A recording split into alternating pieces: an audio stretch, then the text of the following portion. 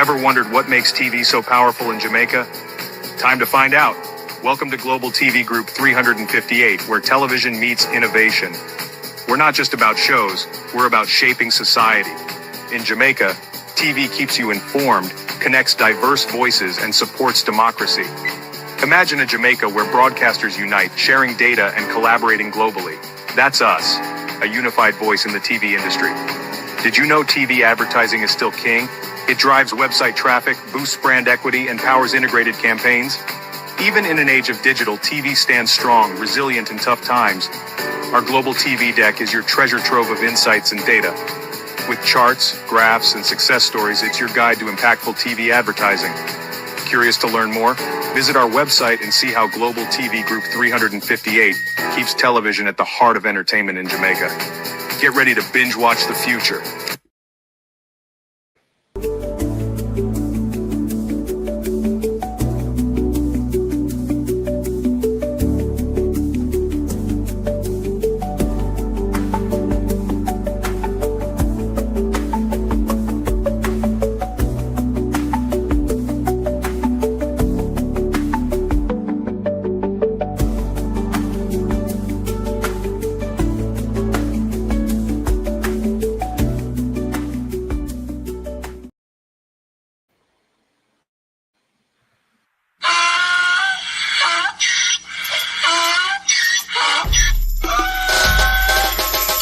For me again, you can't for me again.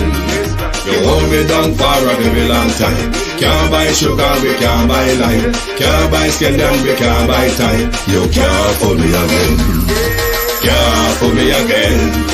You can't for me again. You hold me down for a very long time. Can't buy sugar, we can't buy lime. You touch up line and a resort to crime. You can't for me again. What fi go to eat no money, what fi at you, eat no at you. Covid money, me say we eat the yellow rat you. Use the youth, them money, waste my must have mantis statue. Say me like a cashew, but bigger than a figure you. Take the spit of money, God and say that is not you.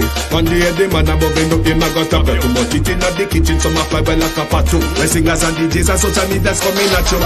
It burn me. 300% free. It burn me. Garbage pile up the day. It burn me. Give the teacher them raise. It burn me. I see corruption face. It burn me. Mash down the people them house. It burn me. Every day appear arms out. It burn me. Appear money them a thief. It burn me. And them a sell out the beach. Can't for me again. You can't for me again. You hold me down for a very long time. Can't buy sugar, we can't buy lime. Can't buy skin and we can't buy time. You can't for me again. Can't for me again. You can't for me again. You hold me down for a very long time. Can't buy sugar, we can't buy lime. You touch up line and a resort to crime. You can't for me again. Come me say dig up all the charities and all of the givers. Some a go like say them powerful, me no make a bigger. The 100 the promises, none of them not deliver. Cut up the youth, they rap and they down in a whatever. Member bowl only and they lie them tell. Corruption smell and they pocket them swell. When police don't a market like Satan out of hell, go mash up people start like people themselves. It burn me. On the treat the market man. It burn me. On them a treat the cat man. It burn me. On them treat the peanut man. It burn me. On them a treat the dirt man. It burn me. On them a treat the sun man. It burn me. On them a treat policeman. It burn me. How them a treat soldier man. It burn me. How them a treat everyone. Can't for me again. You can't for me again. You hold me down for a very long time. Can't buy sugar, we can't buy lime. Can't buy skin and we can't buy time. You can't for me again. Can't for me again. You can't. Stibby dim day. We in Global TV says certain kind of friend we no cape. And some informer friend we love lake. We in Global, bona fake friend and bona tape. We in Global, we not promote them, we not support them. Look at them on the cheek, come here represent for. We in Global TV, check it. Good morning, and welcome. Thank you for joining us. It is your program At a Glance on Global TV. Thank you for joining us this morning. We're looking at the Jamaican Dudufetics, the Prime Minister and his wife, head of government in our country. It is becoming more and more of a conflict of interest or an abuse of Miss Holness's position. I'm also of the view that the Minister of Education is being abused. I don't think she's the right person for the job. I really think she's struggling. Despite whatever opposition we have for Juliet Holness, I do believe Juliet Holness should be the Minister of Finance at this moment, if there's no better choice. The truth is, Favor don't understand what she do. It's a critical ministry to the country. If she don't understand the government fiscal prudence, I wonder if we will really get there. Favor, car crash. Car crash coming Tuesday. To my community of party and all my family members, platform moderators, membership holders, viewers, subscribers, commenters, and trolls, good morning and welcome. YouTube, good morning to TikTok. How is everyone doing this morning? Delroy, Leah, Arville, High Grade, Joy, Michael, Felicia, Donette, Dave, Warren. Good morning and welcome. Beat and Teach, good morning. Sharon Bernard, good morning and welcome. Marcia Thomas, good morning. Welcome all. Jeanette Brissett, Conchigala 84, Joan Bailey, Renice Nicholson, Sheena Kelly. Good morning, bros, good morning. Georgette Brown, good morning. Perspective Par, Jamrock 8766. Good morning and welcome. Now, we all saw the breakaway in Parliament yesterday with Everard Warmington and Nesta Morgan, the unstoppable one, Althea Lacey. But I noticed the media post what happened yesterday is treating it as a non-issue. For me, Nesta Morgan exposed yesterday was quite a major issue, and one that in the press corps we are to ask certain questions. Because the minister was caught lying by his own party member and being exposed as to the blatant lie, or you would call it in Parliament, misleading or misinformation. The reason why questions must be asked of Nesta Morgan, it is because Nesta Morgan is running a lot of big projects. V, welcome. Kathy, welcome. Wagwan. Nesta Morgan is in charge of a lot of big projects. Sparks, Reach, a lot of bridges across the country. Mikey, how are you? And now what we find out that Nesta Morgan is lying through his teeth, Ladybug Marjorie. Nesta Morgan is lying through his teeth about the preparedness, readiness, start, not start, what is the real issue? Why the bridges haven't started. And I don't see the media acting as if it's an issue. They are going on like it's not happen. But the minister ought to face question on this, because it was a blatant lie, Keith Matthews. And given that the minister is in charge of so much programs, big project across the country, then we need to know that the information that is given to us by Nestor Morgan, it's actually true or reliable. What we found out yesterday, Nestor Morgan is lying to us. I mean, I say those who call themselves mainstream media, because they're writing about a lot of things. Thank you, Kathy. Is it Susan? Morning. They're writing about a lot of things that happened in Parliament yesterday, because Mr. Demal talked about the favor, the amount of favor put. Thank you, Kathy. Thank you. The amount of favor put in the budget for the postal agencies and all that jazz. This was what caused the face-off in Parliament yesterday with Juliet Holness and Fix Jackson. But the paper them look like, so well then, I don't really nothing for go on about. So let's not really let's not really go on about it. Hold on there. Not to understand where I go on about TikTok, to be honest, we don't understand it much. But let us remind you, if you never hear Nestor being exposed yesterday, let's listen to Wame once again, because we're not going to act here on Global TV like that really didn't took place in Parliament yesterday. You know? And up on the roadside, we did turn up and we hear them attack and we prick with ears to make sure we hear what them say. Norman Ferguson, Janet McIntosh. It actually happened. Zeets, thanks for the follow. It actually happened in the People's House.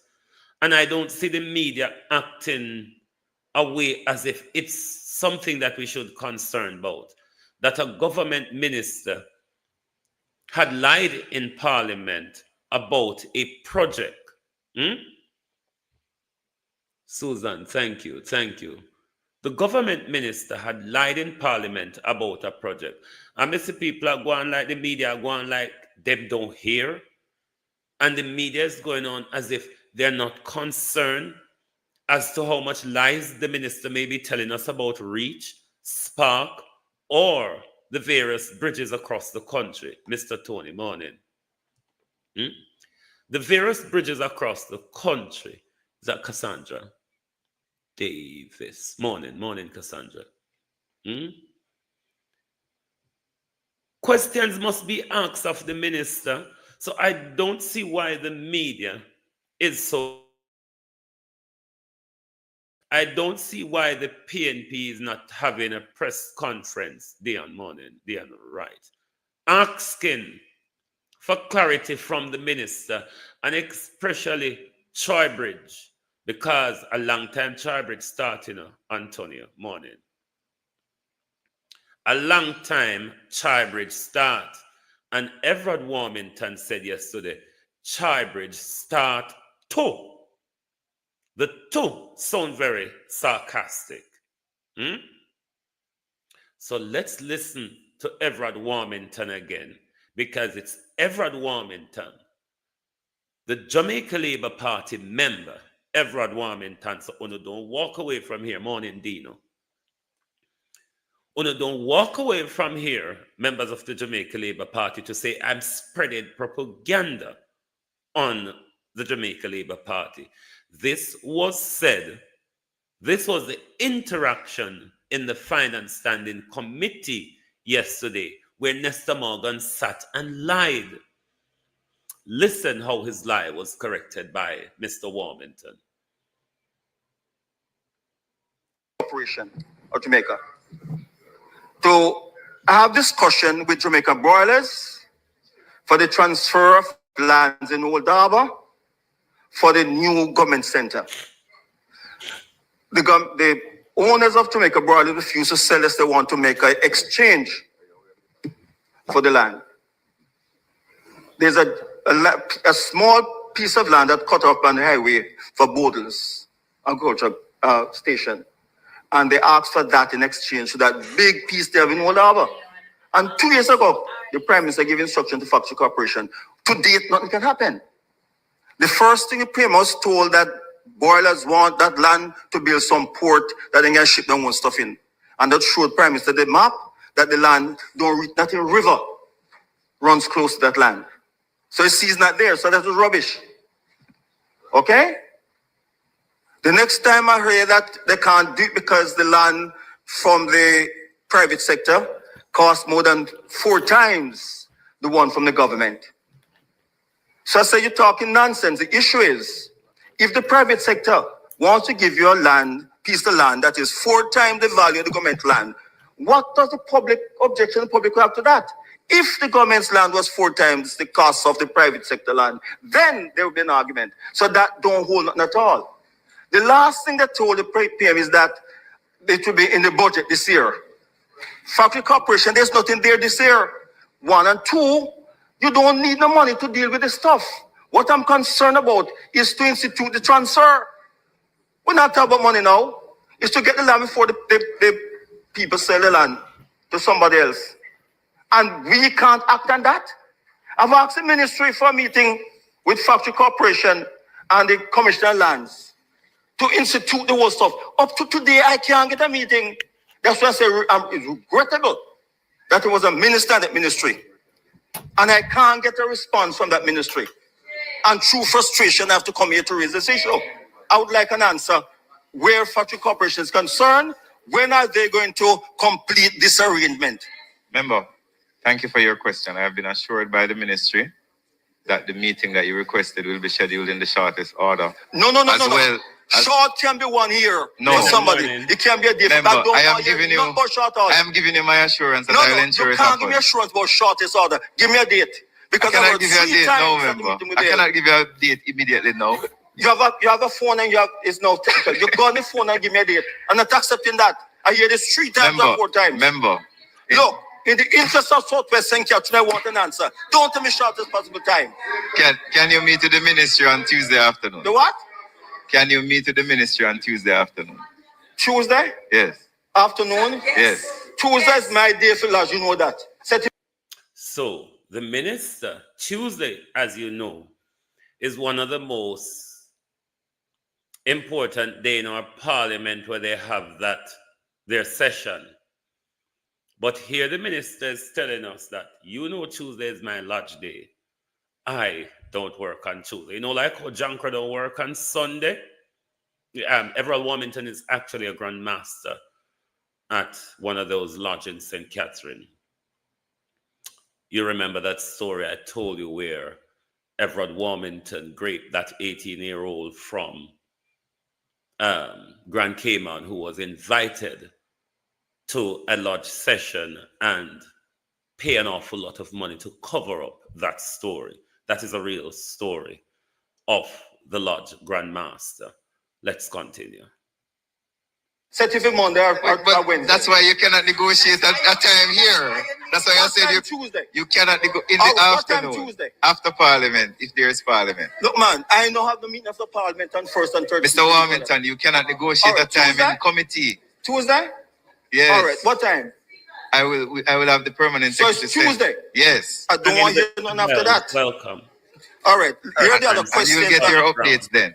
All right. No, you give me an update tomorrow. Here are the other questions I have now. Firstly, Minister Samuda mentioned Troy Bridge. Are you not about Spring Village Bridge? Good morning, rather. So Spring Village Bridge has started. No, it has start. It has not started. Troy Bridge start too. In my consultation with the Spring Village Bridge has not started. Troy Bridge start too. Sarcasm. Richard sent Uben. Good morning. Troy Bridge start too. Sarcasm from the minister. That means Nestor lied or is lying possibly to us about Troy Bridge. And this is why it's important that the opposition gets clarity for us on these issues. Because from way last year, we see the money layout for Chai Bridge, and we see chapter turnover, and then we're also hearing of another 55 bridges that to be constructed by a United Kingdom company. We don't know how much honest the minister is with us on that, given how he was exposed in Parliament yesterday. Let us listen to the going down between them. Contractor, he has already started mobilizing. He mobilized but not start because of, look here, here are the other questions. And you'll get your updates then. Or no, you give me update tomorrow. Here are the other questions I have now. Firstly, Minister Samuda mentioned Troy Bridge. Are you knowing about Spring Village Bridge? So Spring Village Bridge has started. No, it does start. It has not started. Troy Bridge started. In my consultation with the contractor, he has already started mobilizing. He mobilized but not start because of, look here, don't have it. I'd advise you, don't say that. Mr. Warmington, there are issues. I think you would allow me to answer, and then you can tell me what the issues are. But please make sure you have the correct information. So the contractor says he has mobilized his equipment. Yes. There is the issue of a pipe that needs to be removed. And the National Water Commission is in the process of planning the removal of a major pipeline. And that is the reason why the bridge has not literally, physically started. So when you say it hasn't started, that's actually not factually correct. No, you are contradicting the Constitution has been for 26 years, 56 years. That is not the reason. What is the reason? I wish you had left it alone. What's the reason? I wish you had left it alone. I didn't give that answer. The design that they gave is wrong. It's 3 times that bridge was designed. 3 times somebody wanted it. And what they did at the last time was to design change a box cover to a pre-stress column, beams, and recommended that Stresscon will do it. Stresscon said nobody consulted them. They were not interested in it. They went back, NWA went back and spoke to Czech. And Czech agreed. Because of the design, the bridge moved from 130 million to 250 million. When the contractor went to drive the piles, it could not be driven because the beams that are supplied by Czech are 24 feet longer, wider than what is required. So don't, as told before, if you don't have it, don't. That's the reason why. Now they came back, the pipeline the pipe was there all along. There's a transmission line there. So they're moving them. They're shifting the bridge further down. This is a clearer liner made by the brand Invisalign. And this is a clearer liner made by our brand. Tough to get a beam that can fit. Okay? So what you said, that's not the reason. So remember, so in any process of construction, as you would know, there will be sometimes changes in design and so on.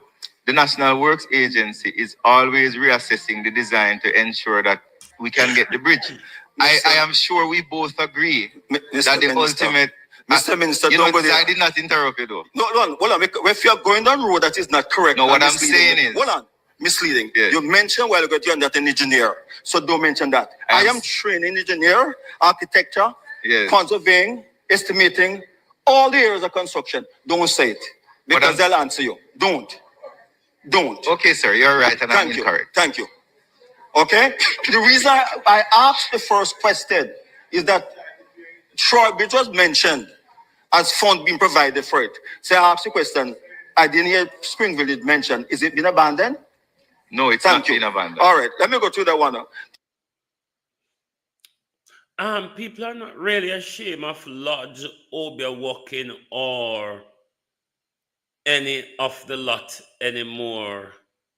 You know, it's kind of quite the norm.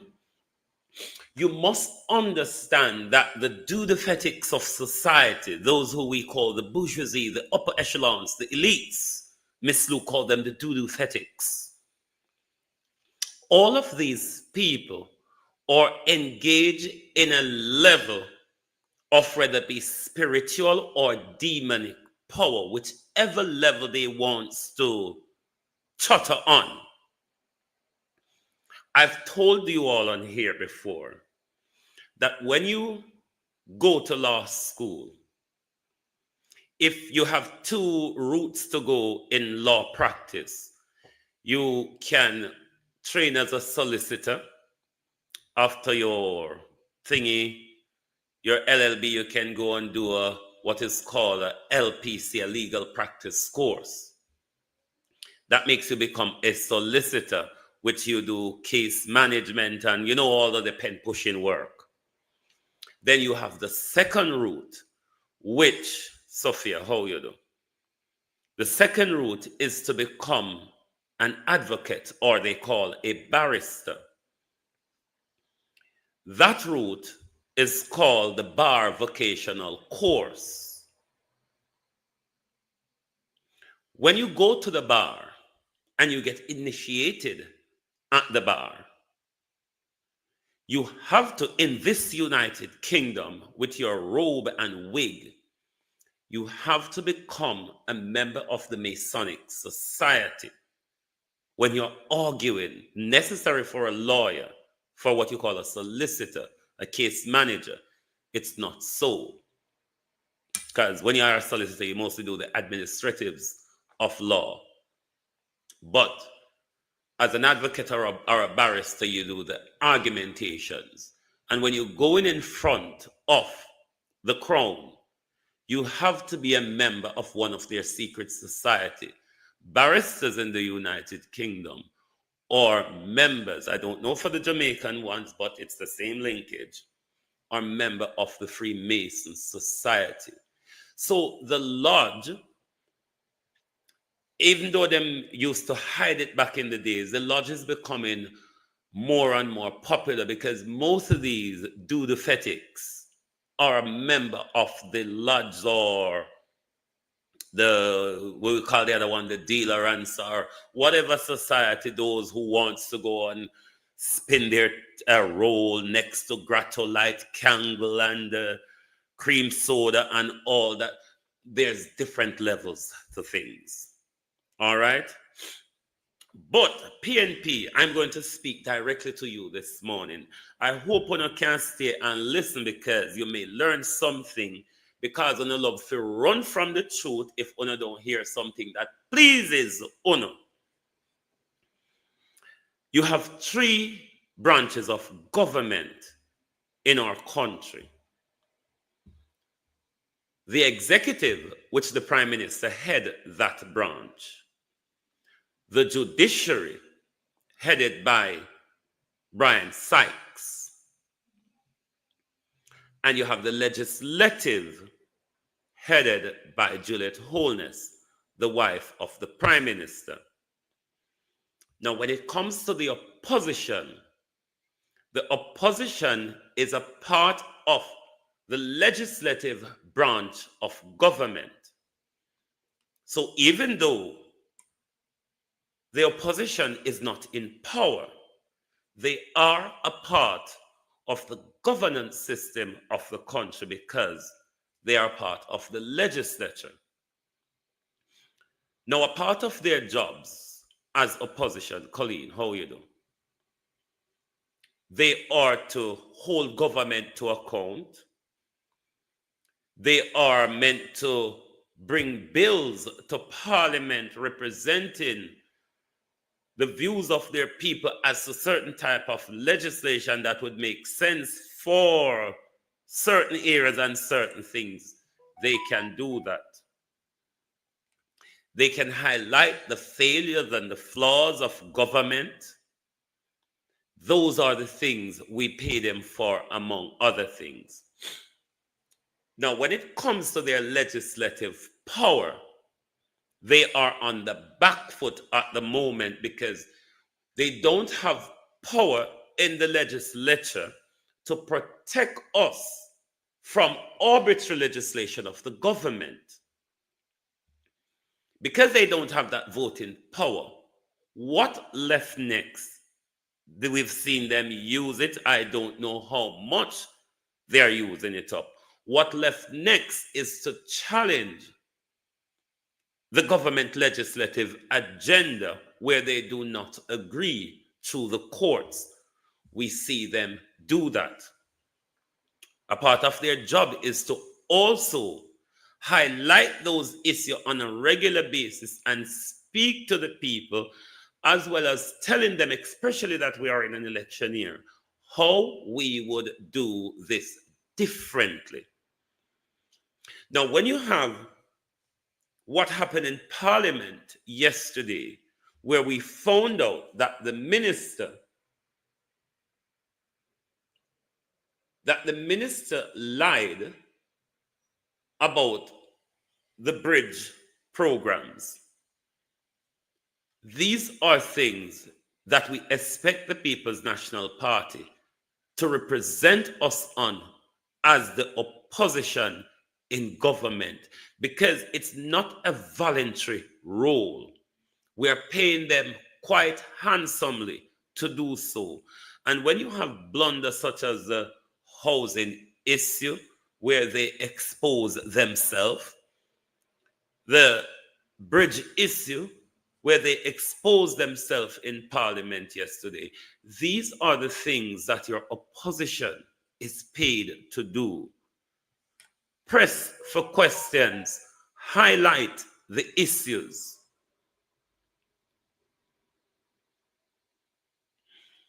It's not an era where you have to wait until mainstream media give you a slot to air your view, whether it be in broadcasting or in the print media.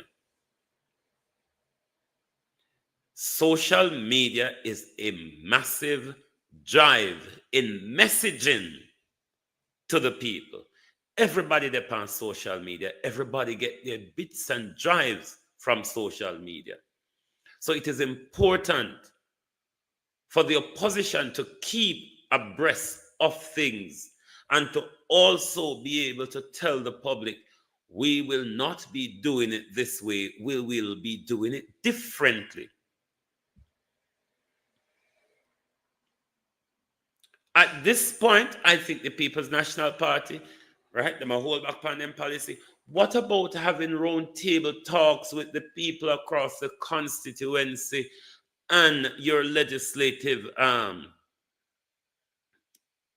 agendas or framework, or get ideas from the people as to how they would want, as to the pressing issues they would want addressed. The country really doesn't have much time. The country don't have much time. We are in a dictatorship. The only time I can remember a wife and a husband take such powerful reins of the country is Robert and Grace Mugabe. It was why President Mnangagwa removed President Mugabe, because it was becoming a family dictatorship.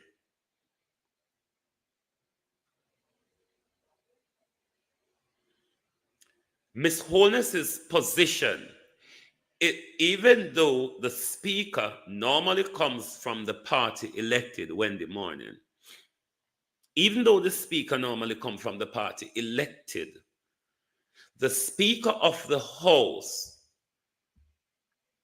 is to or ought to play a neutral role in presiding over Parliament.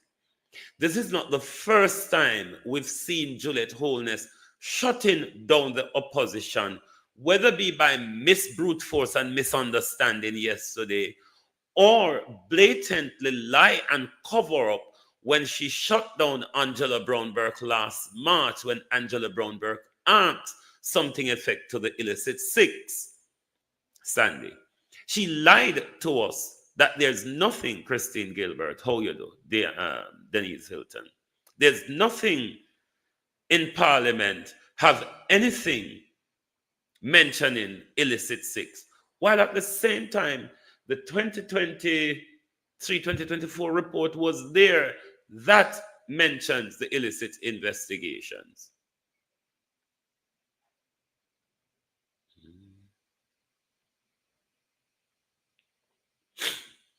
Whether or not, Sandy, the PNP approved the Speaker of the House, they were powerless to do anything. Even if they disagree, they didn't have the voting power to vote against it. Yes, they agree. Philip Paulwell agreed to it at the time, as he claimed when he was approached on the same day. He wasn't given a prior notice. In reality, though, even if they push back on it, Andrew Holness, like any of the other legislations, we see Shane Grandison Foundation, like any of the other legislations, we see the Prime Minister forced through Parliament with his majority. It would have been the same thing with Miss Holness. Chin, morning and welcome. Whether they agree or disagree. So, okay, call me later on this evening about after, we no understand timing, 6 for me time. Call me about 2 o'clock your Jamaica time. So, in relation to that, whether they agree or not, they wouldn't be able to vote to stop it, just like they couldn't vote to stop the subsuming the Electoral Commission with the Ombudsman, the Paula legislation, the Portmore legislation. Regardless if they agree or disagree, they really don't have voting power. This is where I said earlier, Violet Watson, how are you?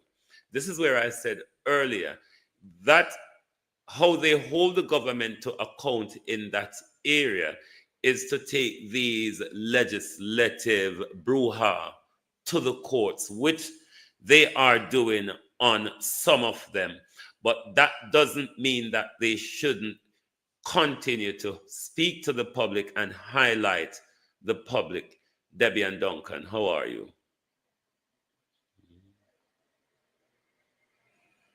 So I hope that is clear. Maybe if they had voting power, it would have been voted against at the time. But yes, they gave the nod and wink because they had no power to stop that at the time. This morning. On to the Minister of Finance.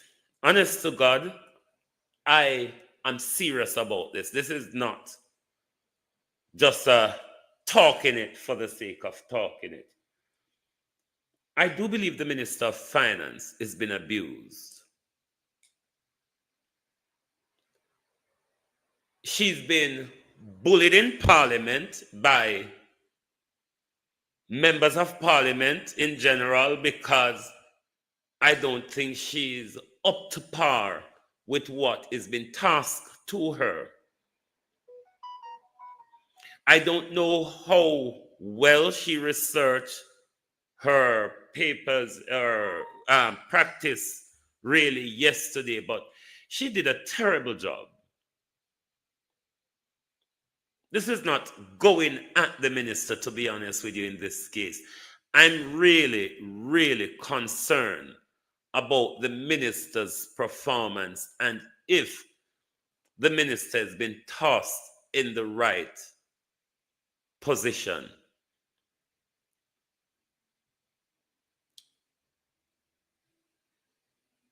I really think it's going to be a car crash on Tuesday. We just have to wait. Taniel, how are you? We just have to wait on and see, because, as I said last night, don't set your expectation high. JLP Defender, good morning.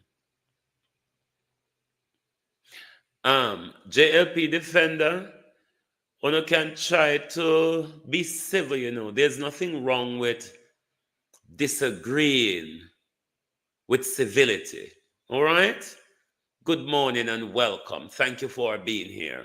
At least you are here. But you can be civil. Okay? I do believe favor is being abused at the moment. As I said, regardless of the opposition, regardless of the conflict of interest, it is now clear that Juliet should have been appointed to this job. And it's not too late for the Prime Minister to have an urgent cabinet reshuffle. Bring back thieving Marissa Dalwum to Filbert to Miss Thomas's chair. Send Favor home on medical grounds. And make Juliet the Minister of Finance. She will cope.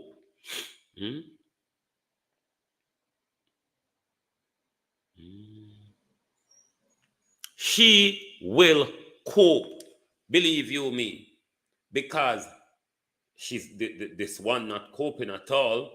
Because it is why, and if you notice, it is not the first time Juliet Holness had to jump to favor defense, because favor really cannot cope. She can't cope.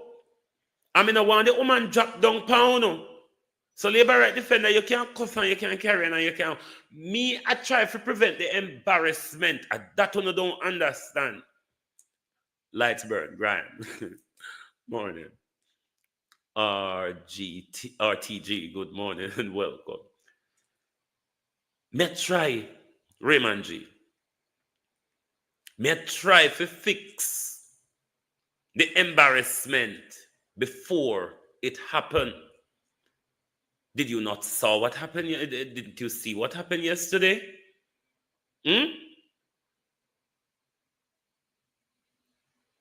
Raji Almari. Didn't you see what happened in Parliament yesterday? I've been told, I've just been told, I've been made aware. And she played with the papers and she fingered and she played and she fingered. It was embarrassing, Jamaica Labour Party. It's not too late, beat and teach, wagwan. It's not too late to do an urgent cabinet reshuffle. This is a serious position. This is no gimmickry position. But then again, the Prime Minister tell you when in the Mintar say, qualification and experience does not matter. It's about being disciples to the Prime Minister's fiscal policy. I think Juliet Holness would fit that. Max, welcome. Kevin Thomas, welcome. I think Juliet Holness would more fit in that disciples policy. Juliet Holness seemed to, as an accountant, seem to understand the books. Favor don't. Literally don't. What's your choice beta? What other option beta and teach? Because who else did if at least Juliet can read a straight line? Favor don't seem to be doing so. I'm sorry for her, Verna Adams. But let's listen to a bit of the pushing and shoving in Parliament yesterday with the dear minister. No, sir. This disgraceful. Jamaica Labour Party, I'm actually advising on this morning rather than criticizing on a car. This is decadence. This is decadence.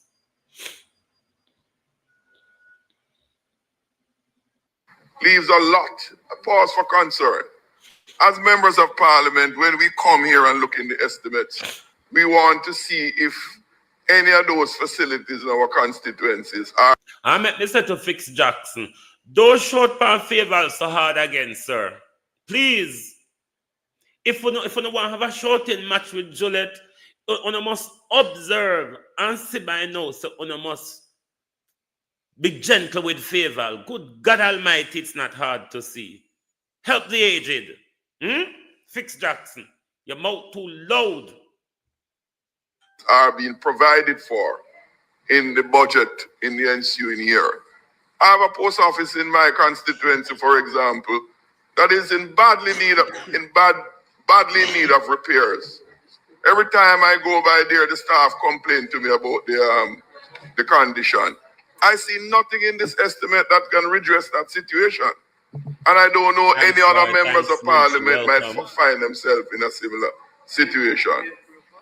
Thirdly, Madam Speaker, I went up to one of the post office at Constant Spring. And I mentioned that in particular because we were told that that facility, being a relatively large one,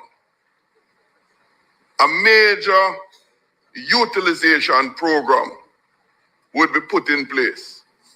I went and I saw some AC units being installed, and I quietly made some inquiry of the staff. What is going to be done here?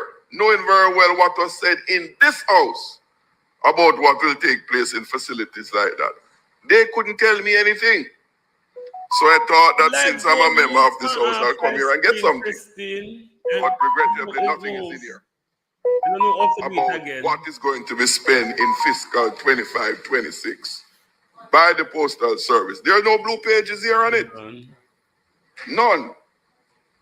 Member, if you look at page 15,039-4 towards the bottom, activity 10,159, rehabilitation, maintenance, and repairs, you will see that the expenditure there supports the engineering services unit, which seeks to ensure that electrical and mechanical facilities at the central sorting office and post offices island-wide function properly.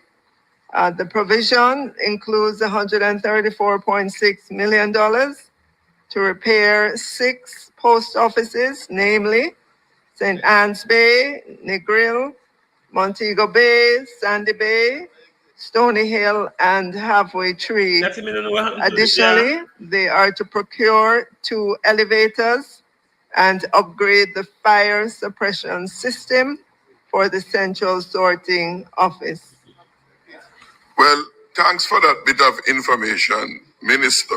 I now see that nothing is there for Greater Portmore Post Office. And I see nothing is there for the one I referenced at Constant Spring. And all here are some other areas, but at least that provides a little bit more as it relates to. But remember, I also said that what was important to me is that there will be minor renovations at 15 post offices. I don't have that list, but in addition to the major renovation, there'll be minor renovations. I hear you, Madam Minister.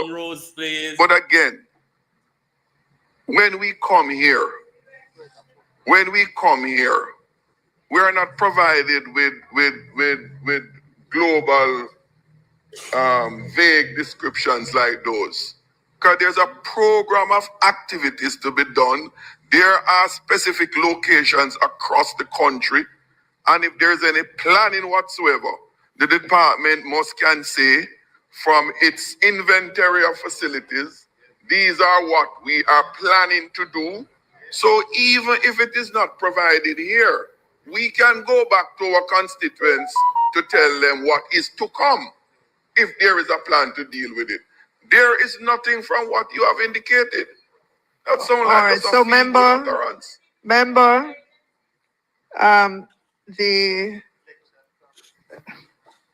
I've been told that there is work that is scheduled for Greater Portmore and the Constant Spring, and that will be supported by the NIDS program, because you know the NIDS is using our post offices for the distribution of the national ID, and in many cases they do significant renovation work in order to accommodate that. And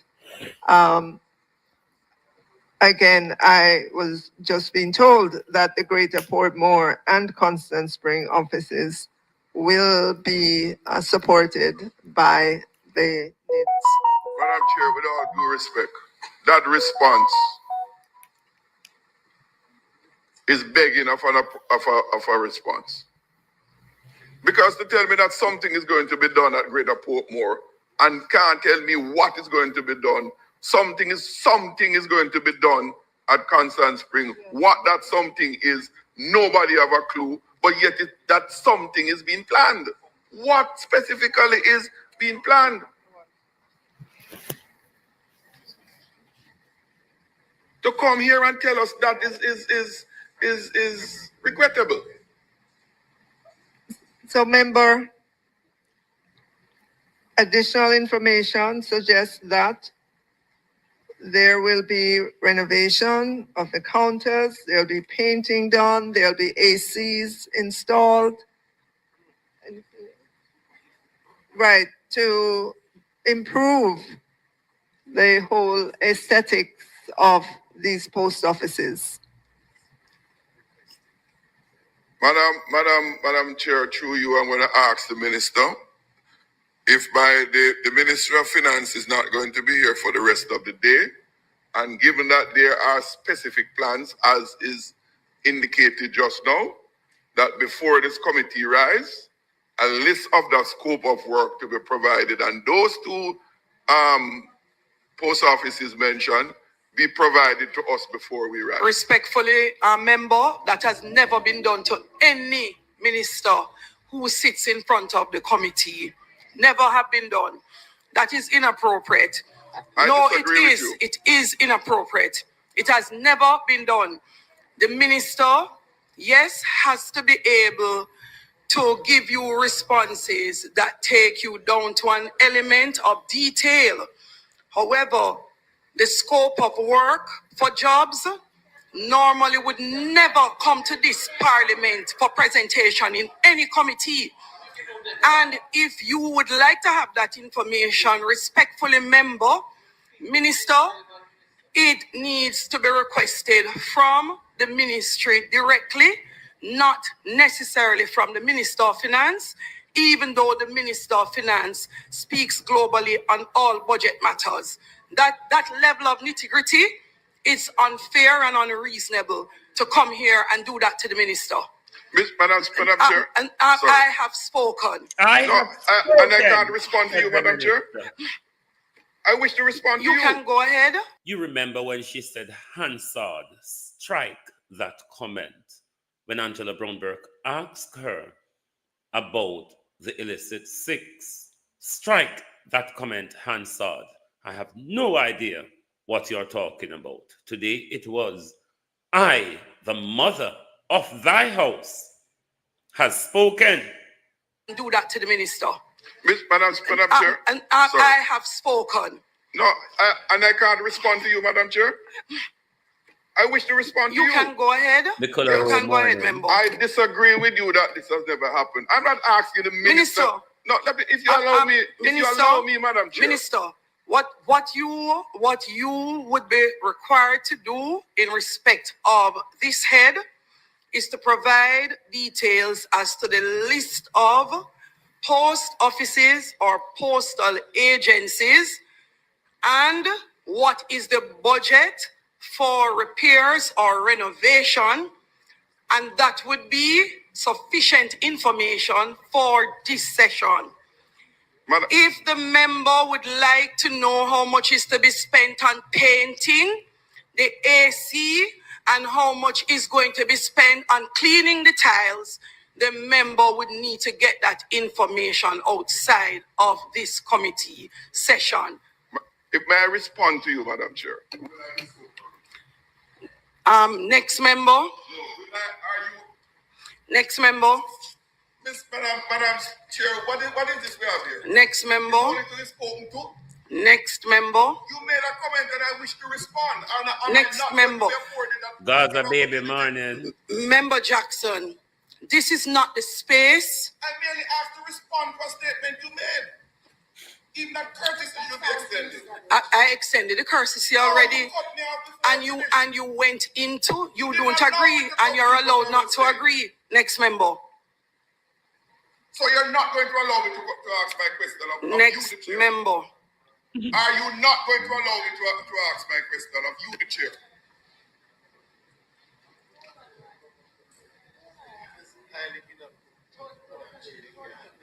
Sure.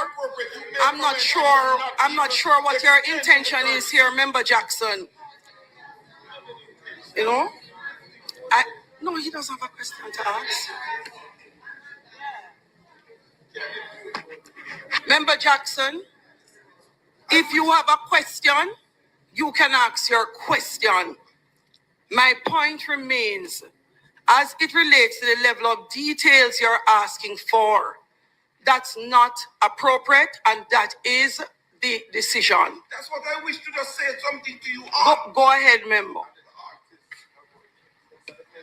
I was making the point, Madam Speaker. I was not asking the minister to present that to me today.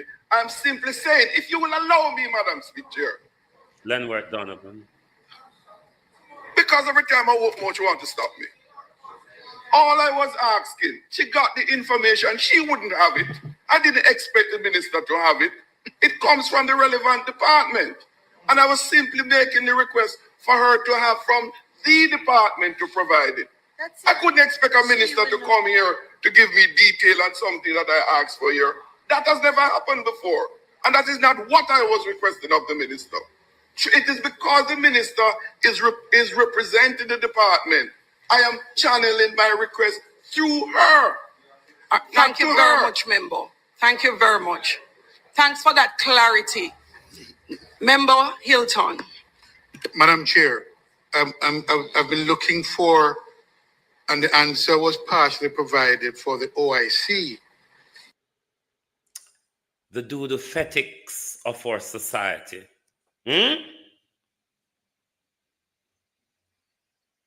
Jamaica in a sticky position, you know. Jamaica is in quite a sticky position. And I will turn my attention to the Minister of Education, Dr. the Honorable Dana Dixon Morrison, or what's it, Rodison? The worst of the doodle-fetics, isn't it, Miss Morrison? Because you lied than Nesta, you know. At least we did used to Nesta lie. And we did get comfortable with Nesta lie because we know the Nesta lie, them a lie. There's no debate on that. Just ask Everett Warmington. But the horse manure that Dana Dixon speak at times, I don't know what she's talking about. So, I spoke about this yesterday morning. This is the young man that civil society and everybody is calling out to do clean and uplifting lyric. Don't have a problem with them calling for clean and uplifting lyric, because we're tired of the dung in your throat and under your mother's skirt and take out your skulls and all those fuckeries that our music produce. However, people say them good and them lyrical. That's subjective. But Miss Morris Dixon is asking this 15-year-old to do some uplifting music. I agree with you, Miss Dixon, but as always, in media land, you know there's an awful but. Robert, good morning and welcome. But, Miss Dixon, Andre Thompson, Kishore Wagwan, there's always a but. I don't think, Miss Dixon, you should place societal morality on a 15-year-old. Maybe we should get back to the root of it, Miss Dixon. Rather than encouraging a 15-year-old to do uplifting music, We may want to have civic and cultural education in our schools, from basic schools right up, Miss Dixon. Bend the tree when it is young, Miss Dixon. Maybe if we don't teach them about under their mother's skirt in music, they wouldn't come out talking about it. So rather than asking him to do uplifting music when barely here when he's going through Jamaica, Miss Dixon, we should introduce cultural and civic education. So we mold them into decent young men and women, Miss Dixon. Don't you think that sounds more sensible than say, hey, even though you hear Cartel said this and Beanie said that, and Bunty said that, and what's your other, some of the young one's name? You know, the one with the wig and things and all that jazz? Maybe, Miss Dixon, civic education would be the way to go, because you say you're going to implement new education policy. If we are serious, and this is where I will waddle away to Marlene Muller, who fought as well, because I heard her yesterday in Parliament talking about sensitizing the people of the Constitution, of their rights, and all of those malarkey. The little town hall and all that other little information you all are providing, it's really not enough. Because if Marlene Muller-Hofort wants to break rank with either ceremonial or executive president and bridge a gap between the two as a hybrid president, then that's cause for concern.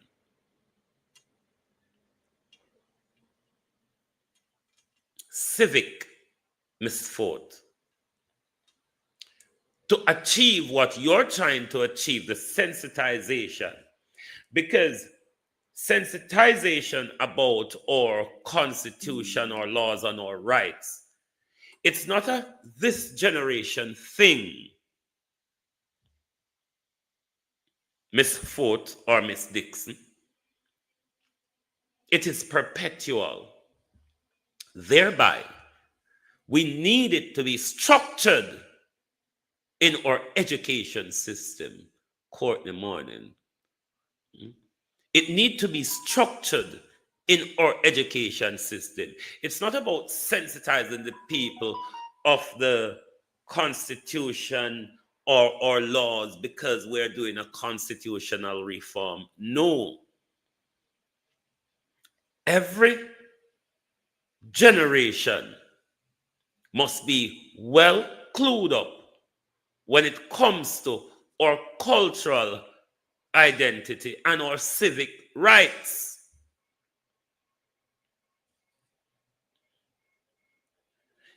Going on a little here and there now because of a particular reason does not really educate the population about their rights. It needs to be entrenched in our education system.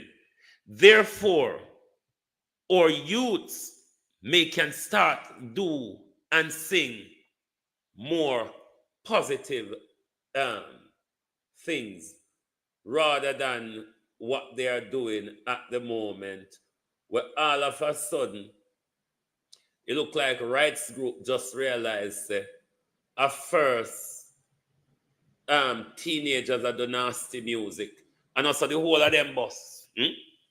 Majority of them bus as teenagers doing nasty music, isn't it? Ainsworth Williams, how you do? Ladybug.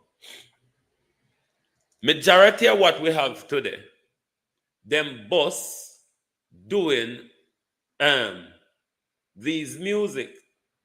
Obviously, we would want a change in our society because we see where the influence of music has taken us in gang violence, depreciation for women for just general social interaction. Let us get it right at this education level. Bring back civic into our basic primary and secondary schools. And I guarantee you, we will see a more cohesive society rather than the dog-eat-dog society that we're living in now. So, I'm not saying that it's not a defense of this young man and the music that he does. I am saying that singling out this young man when it's historical in our country for young men to aspire to the nasty genre of music to get a bus, it's how a lot of them get a bus. The way civil society is writing about this in the papers is like this young man has just fallen out the sky and oopsie daisy, his mouth is so nasty. It is what he hears every day. So I'm saying, let us tackle it at a broader level rather than zooming in on this one youth. Rather than going after Kippridge only, let's go at it at a broader level where we look at the glorification of guns, violence, and disrespect to women in music. You cannot pick two fruit off a tree and then diagnose the tree. You're meant to be enjoying the fruit. Jackie, how are you? This is not about Mark, my dear. When it comes to education policy, it's not about whether Mark Golden is master or his chaka-chaka or not. I'm not debating personalities, my dear. I'm giving good policy directive that we can use as a country. I'm giving advice. So I don't think the market chaka-chaka galang in Israel. We're talking about education of our children. We're talking about changing our society, Jackie, through education.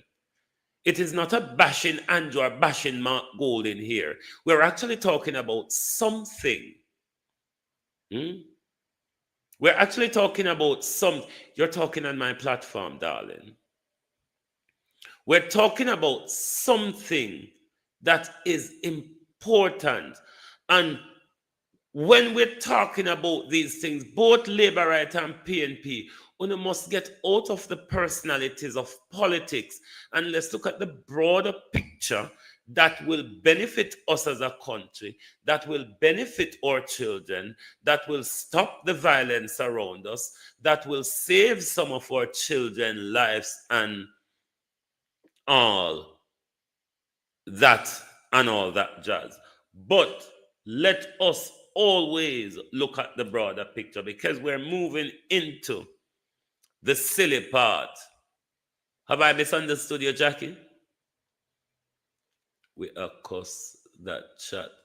Oh, now cuss somebody in that chat. Sorry sorry. But this is why we're not going very far. We're too stuck up as a country on personality in politics. Let's look at the broader picture.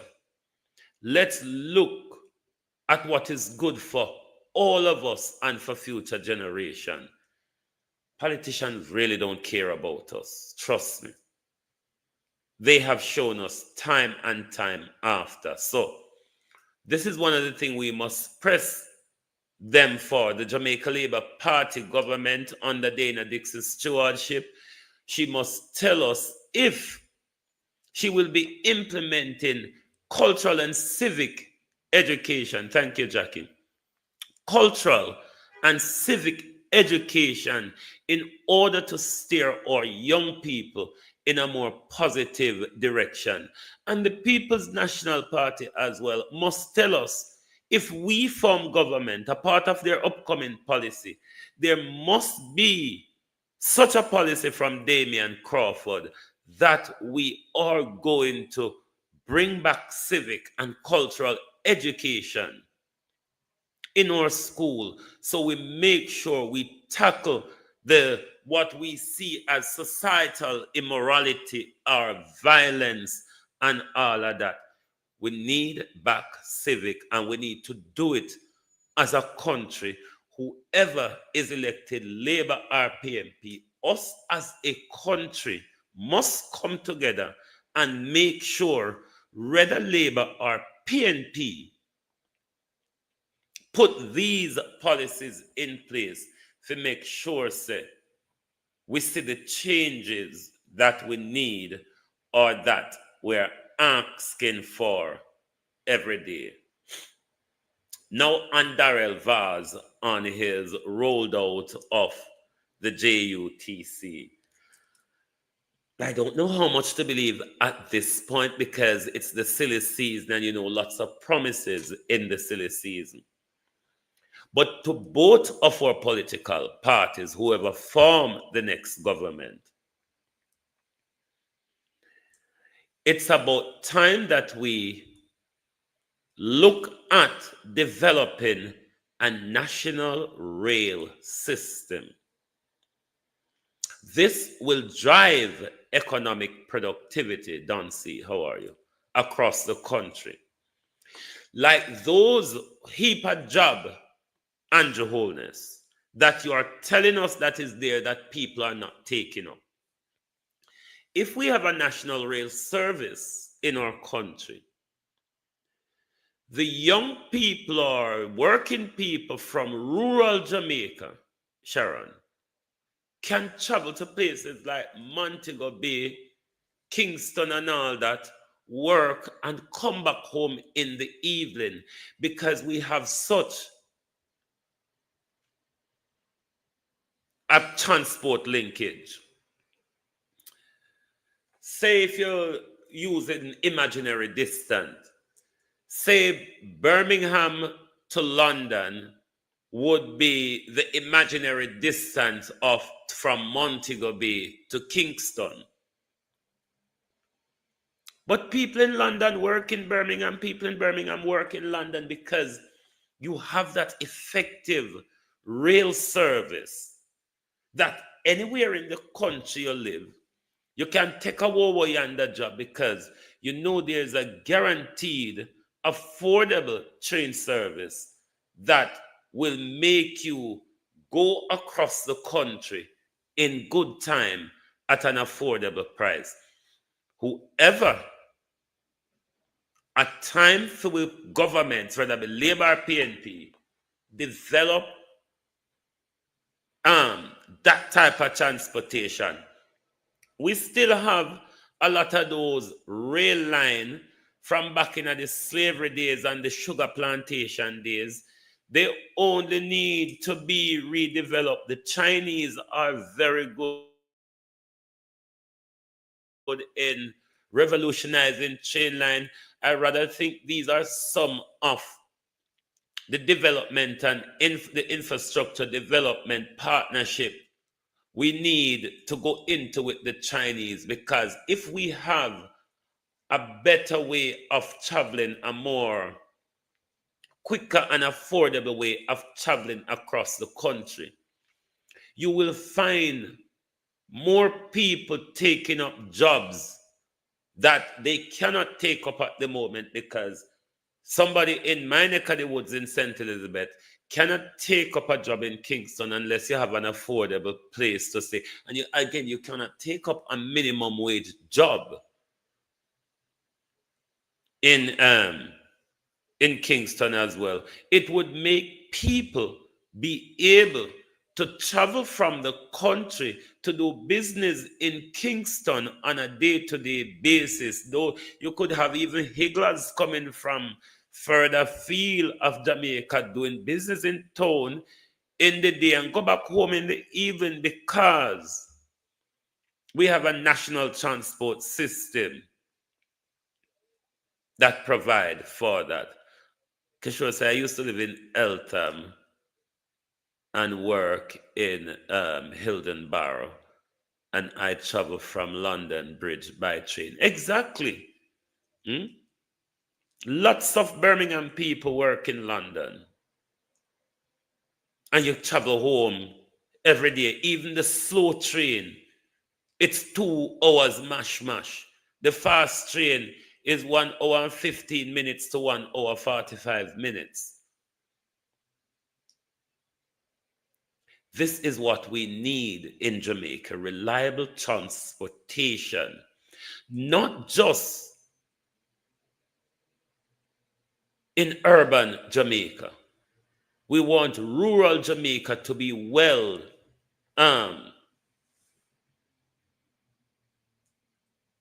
properly transported as well.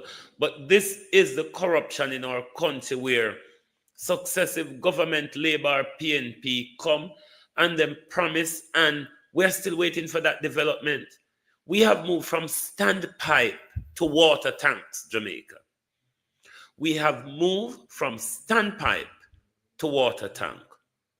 We are yet to enjoy that water flowing from water irrigation to our kitchen or bathroom and wherever. We are still waiting. We move from standpipe to water tank. That's no development. And both are responsible. It's not a Labour only problem. It's not a PNP only problem. They're both failures. We have not held them properly to account over the last 80 years. We rather take them and wrap them in blanket and mollycoddle them, even when they're stealing from us, even when they're mismanaging our money, even when they form alliances with gangs against us. This is why civic is important, because we don't understand our politics, nor do we understand our rights. And when you don't understand those things, then people are going to continue to take liberties of you. And this is what our leaders continue to do with us. Liberty after liberty after liberty after, and we don't seem to be tired of the liberty. This is a part of the problem that I don't understand. We love the liberty. Let's not sell our vote this time, people. Let us change with the world. It's a grab for power. Let it not be a grab for sell your votes this upcoming election. Let us bargain with our leaders. Let us bargain with our leaders to make sure they are giving us something that move us forward and take us out of this stagnant waiting for a Mother Teresa that will never come. We need to educate our people to be more involved in our politics. Our lack of involvement is a massive problem. 60% of us do not vote. And a massive sway of the 40% that votes either vote tribal or transactional. Our parties barely come to us with policies. They come to us on a grandiose shouting match because we're not politically educated enough to say, up your arse now, sir. This is not good enough for us. Here is what we want. Here is what we, the people, will vote for you for. And we'll turn to Mayor Feather now with his malarkey, because you don't know. You remember we read a letter last night that was sent out by Dick Van Dyke and Mary Cycles.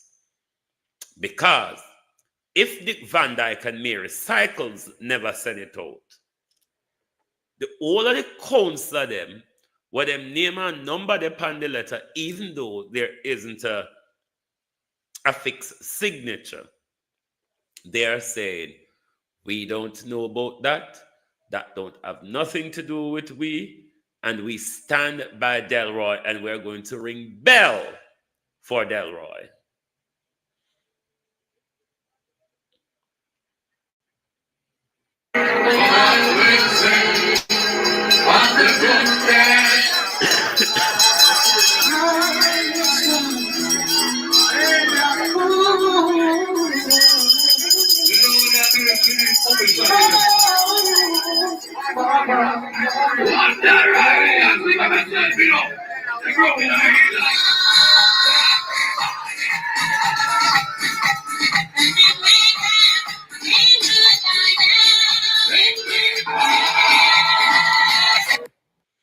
Hold on to your victory, Mayor Feather. Hold on to your victory. But I will say the same thing that I said in the Lawrence Road debacle. I think Andrew Holness handled the removal of Mike Henry very surreptitious and disrespectful, in the same way that Mark Golden and the PNP handled Lawrence Rowe removal as corrupt and surreptitious. Those are my opinion on those two. And the general election will give us the result as to whether those two were done in the interest of power or in the interest of brotherhood. We have anybody else to tackle? Let us listen to Mario Dean's mother, because, you know, Mario Dean was murdered at Barnett Street Police Station a decade ago. The trial has been long awaited. It has now moved from St. James to Westmoreland. They're currently going through jury selection as at this time. So let's listen to Mario Dean's mother's word and the going forward.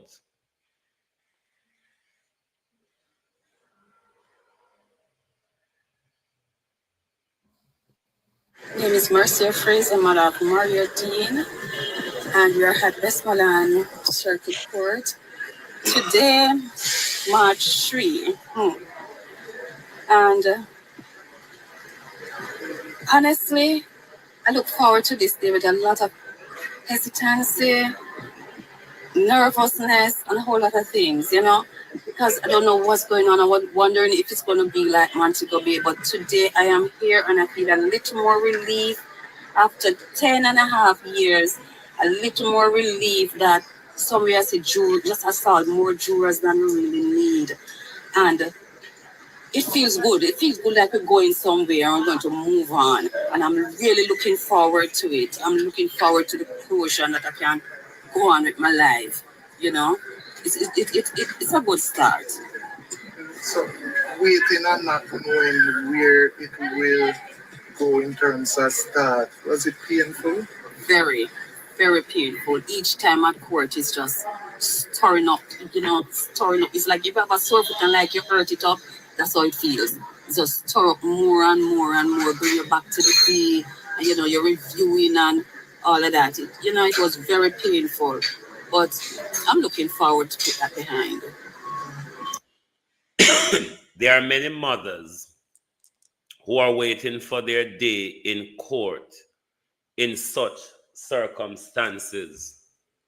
The mother of Maria Dean, the mother of Shane Grandison, and a lot of other mothers across Jamaica who their sons were killed by the police, in a lot of cases extrajudicially, even though the government and a lot of people are pushing back on it. But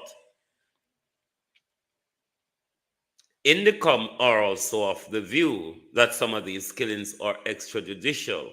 One could ask, though, how robust is Indicom, or how independent is Indicom. And while Indicom has nothing more in most of the cases than probably a lying police officer's statement to go on,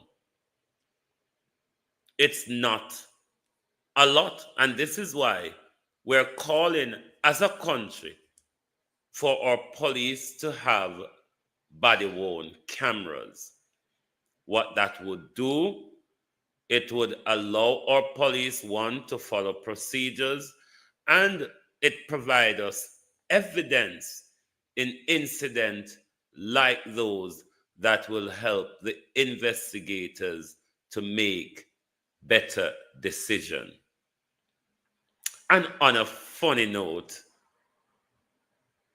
we'll look at the Ketejum minister, because I believe there's something under Babsy clothes helping her to do a bit of the dance as well. But you know, the Ketejum minister is always having fun.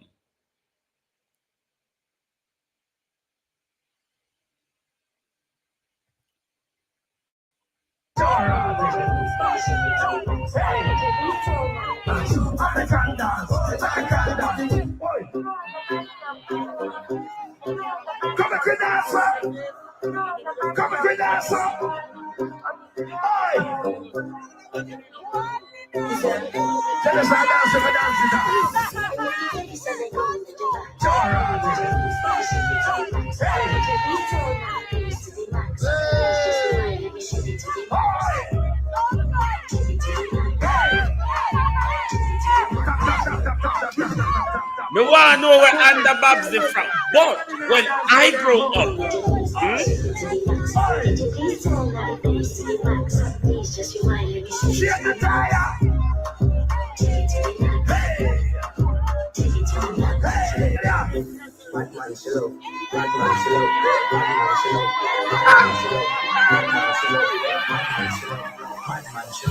Batman she love. Oh, what a music to be singing to the minister. Come on, you lot. This is a minister of government. How can you be playing the tune to the minister dancing? A bad man should love, a bad man should... This is disgraceful. But when I grow up, I want to be young and frisky like Babsy. I want to turn up every little Ketejum knock. I want to turn up. That's all we have for you on Do the Fetic this morning. Lovely to have your support. Remember to join us back at noontime, Eastern time. That will be 6 p.m. London time for the People's Point of View. Thank you all very much for being here this morning. If you are on YouTube and you're new, please subscribe to our channel. If you are on TikTok, please give us a follow so when we go live, you will be notified. Thanks very much, everyone. Kathy, Beaton, Teach, and everyone for your support. Join us right back here for Drive Time London in the next few hours. Thank you very much. Good morning and good afternoon from the Global Television Group.